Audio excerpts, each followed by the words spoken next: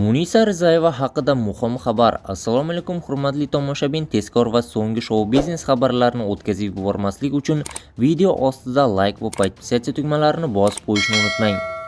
Munisa Rizayeva: men o'zimni hech qachon ayamadim. Munisa Rizayeva o'zining intervyularida hayoti og'ir sinovlar bilan boshlanganini, lekin hech qachon taslim bo'lmaganini alohida ta'kidlaydi. U Londonda o'qib yurgan yillarda moliyaviy qiyinchiliklarga duch kelgan, restoranlarga tushib iltimos qilib ish so'ragan. Avvaliga ofitsiant bo'lib ishlagan, kechasi esa idish yuvgan. Aynan o'sha kundan boshlab u hayotida birinchi bor o'z mehnati bilan pul topishni boshlagan. Oradan vaqt o'tib u Londondagi nufuzli Mandarin Oriental mehmonxonasida oddiy xodim sifatida ish boshlagan. Mashaqqatli mehnati va intilishi tufayli atigi 2 yil ichida bosh menejer darajasigacha ko'tarilgan. Bu unga katta saboq bo'lgan. Yaxshi inson va fidokor xodim bo'lsangiz albatta qadrlanishingiz mumkin. 2008-yilda u Toshkentga qaytib o'zining mehmonxonasini ochgan. O'sha yerda mashhur klipmeyker Yodgor Nasirov bilan tanishib, san'atga yana bir bor yaqinlashgan. Yodgor Nasirov unga kinoda aktyor sifatida o'zini sinab ko'rishini tavsiya qilgan. Avvaliga kichik rol berilgan bo'lsa-da, rejissyor Durdona uni bosh rolga munosib deb bilgan va Hijron filmi orqali aktrisalik faoliyatini boshlagan. Shundan keyin u ko'plab filmlarda bosh rollarni ijro etgan.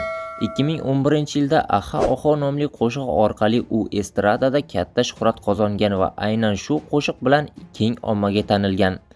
Munisa o'z intervyularida otasining qattiq tarbiyasi va unga bergan hayotiy saboqlariga minnatdor ekanligini aytadi. Agar otasi uni yoshligida erkalatib yuborganida bu darajaga chiqmagan bo'lishi mumkinligini ta'kidlaydi.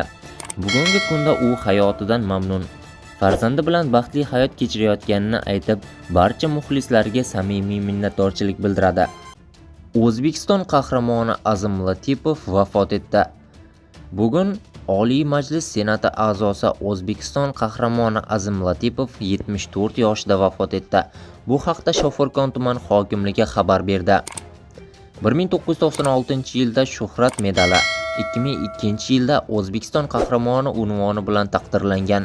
3 bora O'zbekiston Respublikasi Oliy Majlisi Senati a'zoligiga saylangan. 2004-2019-yillarda Senatning Agrar, suv masalalari va ekologiya qo'mitasi a'zosi sifatida faoliyat olib borgan. 2004-yildan Xalq deputatlari Buxoro viloyati kengashi deputati sifatida ishlab kelayotgan edi.